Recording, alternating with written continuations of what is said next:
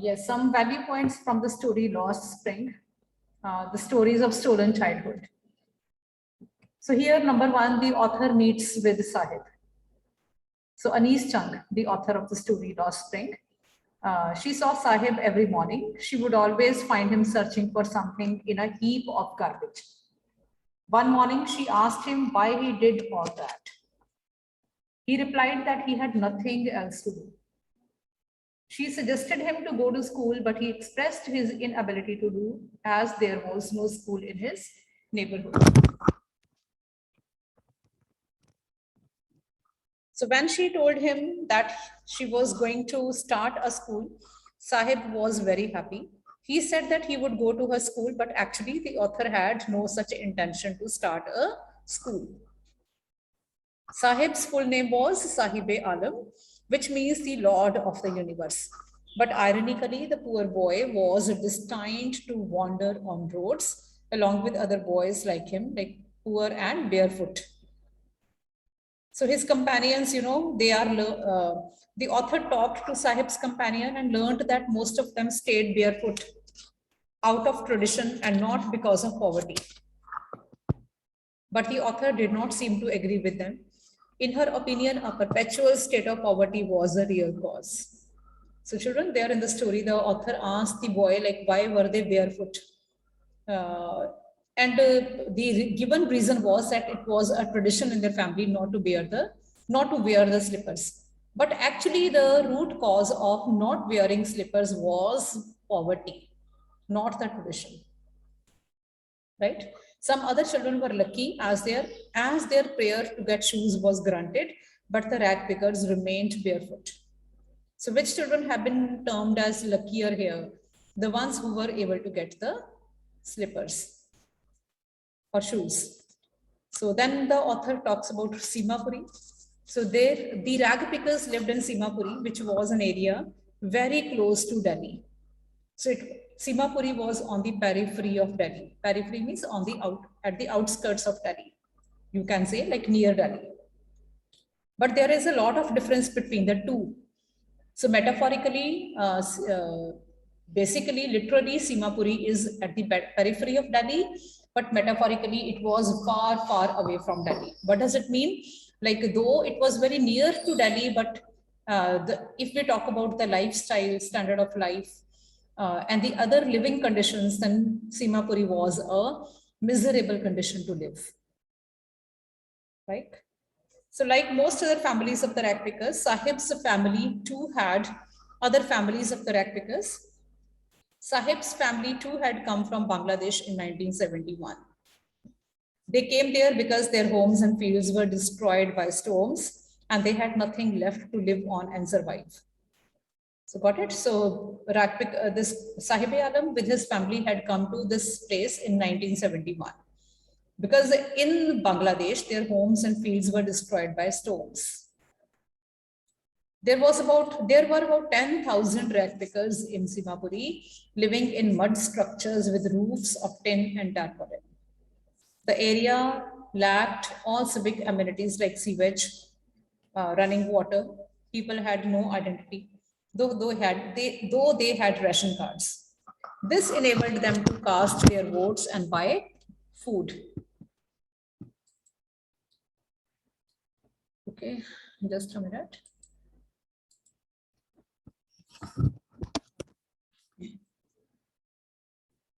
So this enabled them to cast their votes and buy food. They moved about and pitched their tents wherever they could find food. Rag picking was their sole means of earning livelihood. So Sahib and a pair of tennis shoes. That's also a very, very interesting anecdote in the story. And from this very small part of the story, various questions are asked, which many a times when not clear, we are not able to answer very nicely. So what is there about a pair of tennis? Sahib would often stop and stand outside a club. He watched two young men playing tennis because tennis fascinated him and he too wished to play tennis. So when someone gave him a pair of discarded tennis shoes, half his dream came true. Of course, playing tennis was out of his reach as it was quite an expensive game. So children, here is a reference to like how in India kind of country, because of poverty, how much of talent goes wasted. If these children, are given the opportunities to grow up, if these children are given the chance to grow up and show their skill and talent, then these children may do wonders. But giving them a chance to do wonders is very, very far off thing. These children can't even you know see how to get these dreams fulfilled. So then loss of freedom. Sahib gets a job in a tea stall. He was paid 800 rupees a month and all meals. But perhaps he was not happy now. Lost his carefree look and his freedom, and he was no longer the master of his own will. So finally, in the story, we see that this man, this boy Sahib gets a job in a tea stall, and there he starts earning 800 rupees per month. So if you ask a poor man the value of 800 rupees, then it's too much. It's enough for them to have 2 square meal. But this child was not happy, because for a child money is nothing but freedom, play, and fun is more important than anything else. So this child gets his childhood stolen. Okay, if somebody asks you like, why is this story a child, what is like stolen childhood? When the childhood is deprived of fun, play, and education, so childhood is lost. So second case, we come to know about about another boy. That part is I want to drive a car. So there, the author describes the plight of people working in bangle making industry of Firozabad. Almost every other family in Firozabad is engaged in making bangles for women, which are symbol of bliss for a woman's married life. So Mukesh's house and family. So Anis Chand came across a boy named Mukesh. His family too was engaged in making bangles. Mukesh took her to his house, leading her through stinking lanes chalked with garbage. So the place where this Mukesh lived, he took even the author, that is Anis Chand, to that place. So the question arises, like, why did Anis Chand go to see the place where this boy lived? Why did Anis Chand go there? So the answer is, like, Anis Chand was basically a writer. He was a one who believed in socio-economic, who wanted to pursue or wanted to see like what was the socio-economic status of the people living in such poor localities. So he was a champion for the cause of poor and downtrodden people. So unless and until you actually explore on your own, you cannot present the case of those people. So Anis Chand was an eyewitness to what the kind of situations these people were living in. So Anis Chand came across a boy named Mukesh. His family too was engaged in making bangles. Mukesh took her to his house, leading her through stinking lanes chalked with garbage. Families of bangle makers lived there. Most houses had crumbling walls and wobbly doors. So the lanes were stinking, and the houses, they had the wobbly doors. Even the entrance was such shaky. So if the entrance was so miserable, you can imagine like what might be the condition of the house from inside. Mukesh's house too was like any other house in the lane. A frail young woman was cooking meals on a firewood stove. Her eyes were filled with smoke. She greeted the author with a smile. She was the wife of Mukesh's elder brother and was respected as the daughter-in-law of the family. When Mukesh's father came in, the daughter-in-law covered her face with a veil as the custom demanded. Mukesh's father was old and weak, and he had lost his eyesight with the dust from polishing glass bangles. He had worked hard all his life, but he could not afford to send his 2 sons to school. He could only teach them the art of making bangles. He had somehow built a house, but could not afford to repair it. So what the writer is actually trying to prove that despite the hard work which the father of the family did for throughout his life, That hard work did not enable him to send his 2 sons to school. Then what's the use of that much of hard work? Why do we usually work hard? We work hard so that our parents work hard so that they are able to make a good future of the children. But if the future of the children is as dismal as is the future of the parents, then what's the use of that work? Okay, no hope in this kind of society. So this is a society where the poor keeps becoming poorer and the rich keeps becoming richer. In that kind of society, hopelessness prevails. So their belief in karma. Now the point is like why these people why these people get stuck in the mud of poverty? Why don't they come out of it? The point is like they believe in karma. Mukesh's grandmother expressed her belief in destiny. She said that on account of their karma, that is deeds of their previous birth, they were born into the bangle maker's caste. It was their destiny to suffer, and no man could change what was ordained by fate. Ordained means declared by or ordered by fate. In fact, her belief was shared by all. Another woman told the author that despite hard work, they had never had a full meal in their whole life. Okay, the point is like why despite poverty, these people remained involved in bangle making. The answer is number one, they were, because they were all fatalist, fatalist, because they believed in destiny. They believed that it is because of their karma, that is deeds of the previous birth, that they are destined to live the life which they have been, which is written in their destiny. So number one, because of their being fatalist, these people don't try to change their life. They don't try to come from the clutches of poverty to a better life. Because in the end, you'll be asked like, why are these people not able to come out of the clutches of poverty? The first reason is that these people believe in karma. These people are fatalist. Okay, so the people, those who sit and wait for the destiny to change their life, those people are called as fatalist. And those people are not usually able to change their life unless and until they are extremely lucky. Okay. So their belief in karma. And secondly, children, what's the other reason like why these people are not able to come out of this web of poverty? It is the vicious circle which surrounds them. It's not only that these people are not able to think how to come out of this web of poverty. There is a social setup is also such. Okay. So we are going to talk about that vicious circle.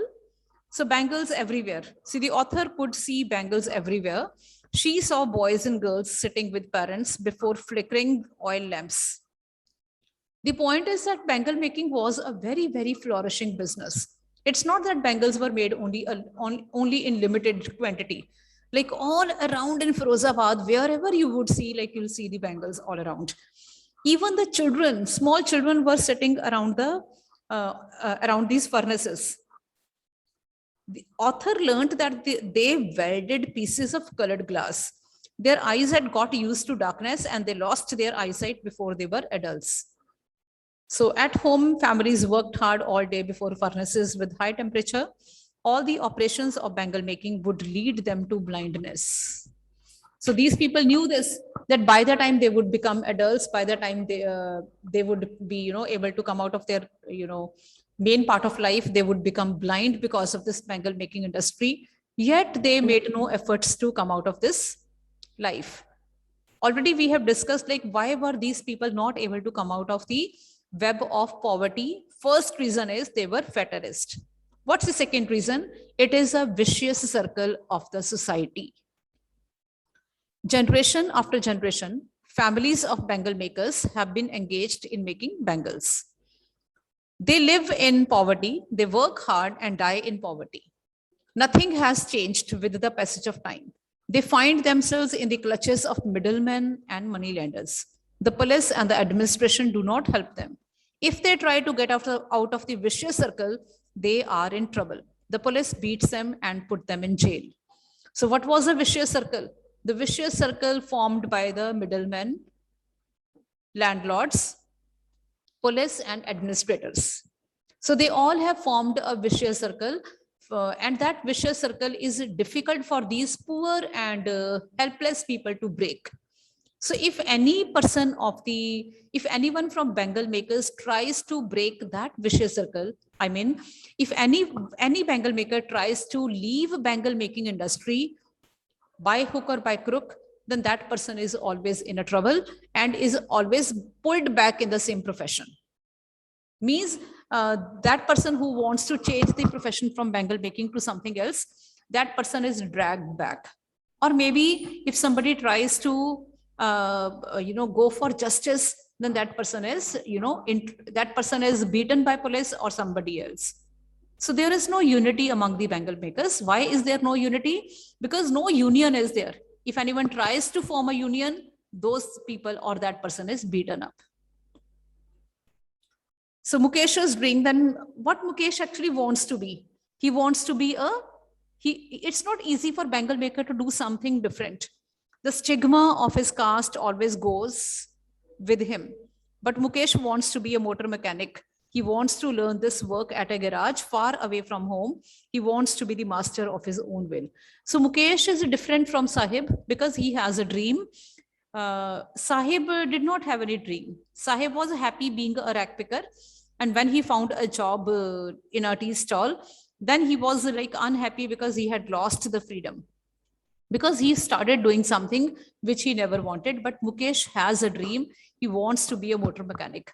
And if somebody has a dream in a place like Firozabad, that's also a big deal, number one. Because in Firozabad, no one dreams. Why nobody dreams?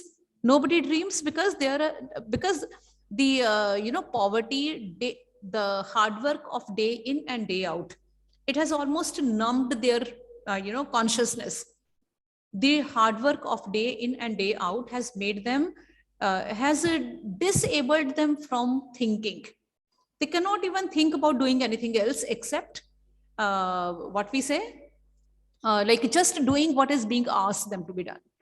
So they are not able to think, they are not able to do anything new because poverty has numbed them. Poverty, or you can say hard work of day in and day out. And secondly, I told you like these people believe in karma. So these people are not able to dream even. But yes, Mukesh is different because he has a dream. He wants to drive, he wants to be a motor mechanic. And where is the garage? It is a little far away from home. Okay, and he's ready to go there. He's ready to go there on foot also. So he is determined.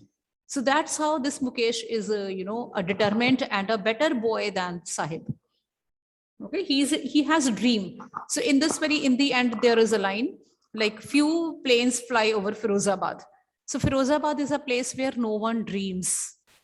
Okay, few planes fly over Firozabad means it's a metaphorical sentence where the writer means that nobody, very, very rare people are able to dream in Firozabad.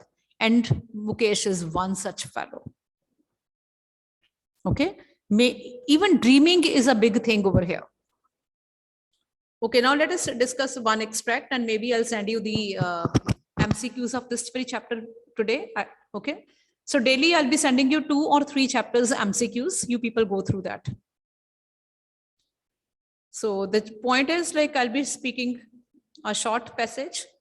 I am paid 800 rupees and all my meals. Does he like the job? His face, I see, has lost the carefree look. The steel canister seems heavier than the plastic bag he would carry so lightly over his shoulder. The bag was his. So what's the chapter name of the extract? So is it Lost Spring Part 1, Lost Spring Part 2? What? Yes, is it Lost Spring Part 1 or 2? Where the writer says, I am paid 800 rupees and all my meals. It is Lost Spring Part 1, where we are talking about Sahib-e-Alam. Okay, I find a coin where the title was like something like sometimes I find a rupee in the garbage. The title of the first part is sometimes I find a rupee in the garbage. Sahib gets 800 rupees and meals for options are going to the school, working as a mechanic, so working in a tea stall. So the answer is He gets 800 rupees and meals for going at a tea stall, right? These are very easy questions. I don't think like these kinds of easy questions would be there in exams, but still we should know the basics also. Okay, why should we prepare even the basic questions? Because the knowledge of the basic question will help us, the knowledge of basic storyline will help us answer the deep-rooted questions.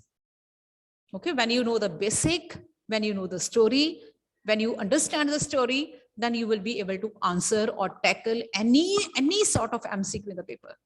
We don't know what kind of what questions will be there, but we know that the questions will be based on analytical styles, or they will be, you know, competency based, or they will be assertion and reasoning based. What is assertion and reasoning? What is analysis? What is competency based? It is all based upon the way you think, the way you are able to infer the knowledge. But you'll be able to infer the knowledge only when you know what is written there. Okay, unless you know A, B, C, D alphabets, unless and until you know, you can never learn how to form the sounds. You can never, you know, have rich vocabulary. Okay, so the base of you people for literature is the chapters itself. Then after reading the chapters, you can go through some MCQs so that you are confident that yes, you know the chapter. So going through the questions, maybe long questions, I'm telling you children, going through the questions may be long is the key to tackle MCQs in the end. Because the basic knowledge base will help you infer the knowledge. It will help you do analysis of the questions. It will help you apply competency based skills in the paper. It will help you apply assertion in the paper or reasoning. The paper in the end is all about how you think or apply your knowledge. But first you should have the knowledge of the chapters which are there in the syllabus. Okay, some children are only doing MCQs without going through the chapters. So kindly avoid that. First go through the chapters, then as many MCQs you can, you should. Is that clear? Okay, so I'll be sharing the, you can say, the MCQs of this chapter and 2 more chapters. So as many chapters I sent, please do them. Okay, and a key also I sent side by side so that there is no doubt with you. Yeah, if there is something you think like it's not justified, you are most welcome to discuss it with me. Any doubt? I'll be sharing these MCQs. Any other doubt?